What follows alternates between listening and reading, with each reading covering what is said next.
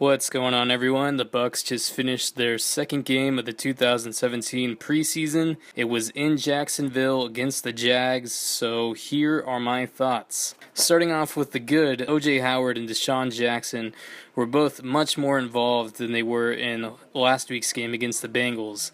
O.J. got a lot of yards after the catch when the ball was thrown his way, and D-Jax looked as speedy as ever out there.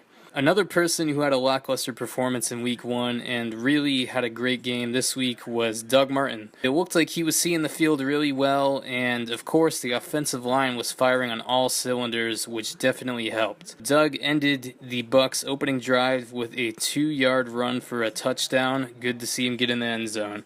The third and final pro or good thing from this game was the Bucs starting defense's performance. Yeah, I know they were going up against Blake Bortles, but still, they looked really good out there. One play that really stood out for me was that blitz where Levante David just flew right through the Jags offensive line and put Bortles on the ground. It was literally a split second. If you blinked, you missed it. Alright, so moving on to the bad. Not a lot of bad things from this game, but unfortunately one of them involves Jameis Winston. Jameis had a pretty good game. He completed 21 of his 29 passes, threw for almost 200 yards.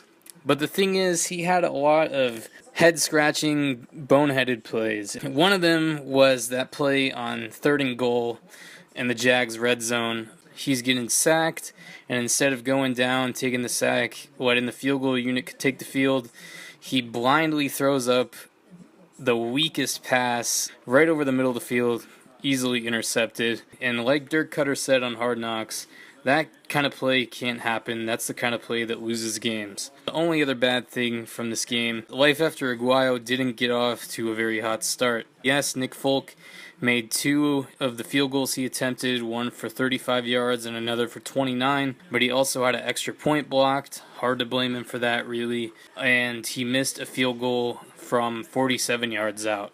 Not really the statement you want a guy to make after his only competition gets cut. So all in all, pretty good game for the Bucs. They ended up winning 12-8 to improve to 1-1 on the preseason.